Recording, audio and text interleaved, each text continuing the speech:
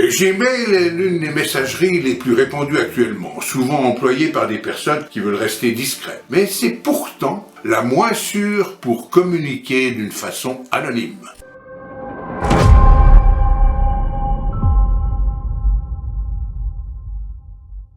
Pourquoi vouloir créer une adresse mail anonyme? Pourquoi envoyer un mail de façon anonyme? Pourquoi le sécuriser, le chiffrer? Quel est le but pour un détective privé de se faire passer pour invisible sur le net ou cacher son identité? Tiens, se faire passer pour quelqu'un d'autre. Un plombier? Un médecin? Un chef d'entreprise? Un avocat? Ouais, mais est-ce autorisé? J'y reviendrai.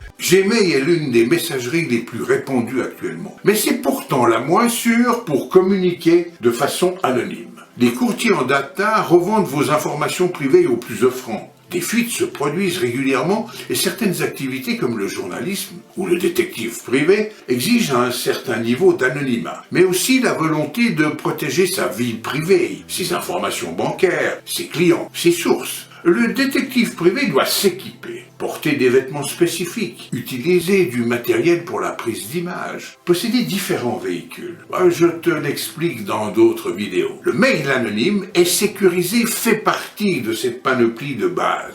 Avant d'aller sur le terrain, tu vas devoir créer un email secret ou chiffré. Créer un email anonyme, oui, mais la question qu'il faut se poser est le niveau de confidentialité requis. Ce mail anonyme, à quoi va-t-il te servir? Ne pas éveiller la méfiance d'une cible? Chatter sur les réseaux sociaux? Te faire passer pour un éventuel prétendant afin d'en apprendre plus sur une cible? Provoquer un déplacement ou une réaction de ta cible dont tu ne connais pas l'adresse? Échanger des données avec un client sur une affaire sensible? Le détective privé peut se faire passer pour un amant, un plombier, un touriste. Dans ces cas, la confidentialité et le secret sont moindres. La police a ses entrées officielles sur ses fournisseurs d'accès. Elle peut savoir par ton IP que tu es détective privé. Et alors, tu te justifies par ton mandat. Le lanceur d'alerte, il doit rester anonyme. C'est une question de survie. Allez, suffit, on y va.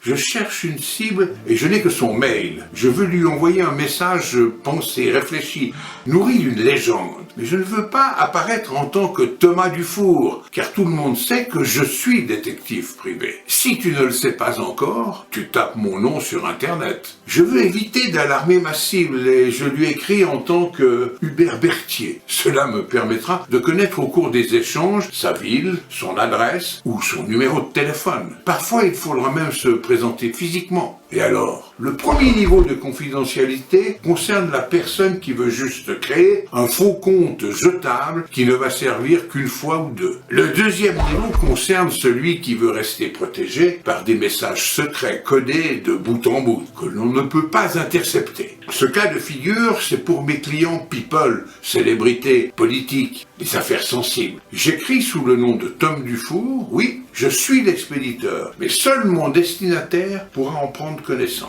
Niveau 3. Le niveau 3, c'est celui des lanceurs d'alerte, des agents de renseignement de l'État. Ils veulent rester totalement anonymes, ne pas laisser de traces de leur localisation réelle, de leurs activités, leur nom, leur adresse. Ils veulent même cacher tout cela à leurs fournisseurs d'accès Internet. La première chose à faire est d'ouvrir un compte mail. Il faut commencer par choisir son fournisseur de messagerie. Tu vas en choisir un qui soit sûr. Contrairement à une idée reçue et très répandue, créer une adresse mail sur le fournisseur Gmail est un des moyens les moins sûrs pour communiquer de façon anonyme. Pourquoi? Gmail, c'est Google qui s'en occupe. Et Google, c'est les GAFA. Gaffe-toi des GAFA.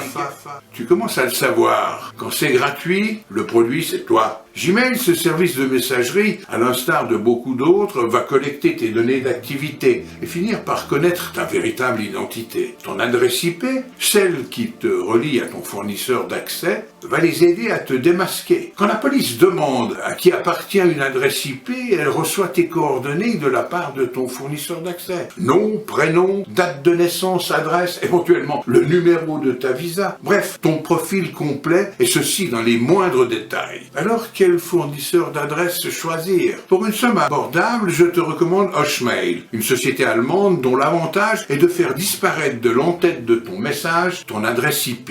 Mais chaque message que tu envoies contient ton adresse IP. C'est un moyen simple qui ne demande pas de connaissances extraordinaires en matière d'informatique pour localiser un correspondant. Hotmail va déjà contourner cette première possibilité de te localiser. Tu as aussi ProtonMail, avec une offre gratuite pour les adresses suisses, protégées et chiffrées de bout en bout, et même la société ProtonMail ne sait pas qui tu es. Tu seras protégé par le droit suisse, c'est tout dire.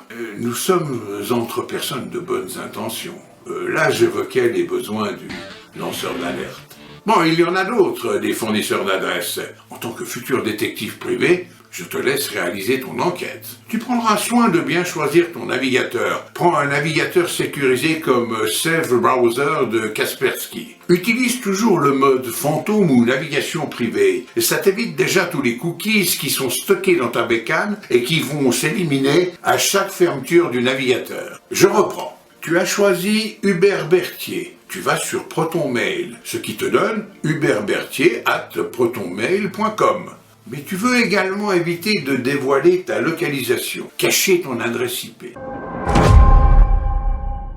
Tu installes un VPN, un réseau privé virtuel. Gaffe-toi que si tu veux te connecter à Facebook, même en utilisant un VPN, ils retrouveront ta trace. À ce moment-là, tu te rends dans un cybercafé, tu loues un poste pour 1 heure et tu installes un VPN, Virtual Private Network. Tu ouvres un navigateur sécurisé. Tu t'inscris en tant que Hubert Berthier sur le ProtonMail et tu envoies ton message secret. Il y a d'autres solutions que je ne peux malheureusement pas te révéler. À toi d'enquêter. Pour le lanceur d'alerte, on va encore monter le niveau de confidentialité. Tu n'envoies pas ce message. Tu le laisses en brouillon. Tu rencontres physiquement ton correspondant et tu lui dis que toutes ces informations se trouvent sur hubertberthier@protonmail.com avec le code 2021 $ cathédrale de Paris en un seul mot avec un C majuscule et un P majuscule à Paris. Ton client ira sur ProtonMail. Avec ce code, il a accès à ton brouillon qui contient une foule d'informations secrètes. Il lira ton brouillon, ensuite il l'effacera. Allez à toi,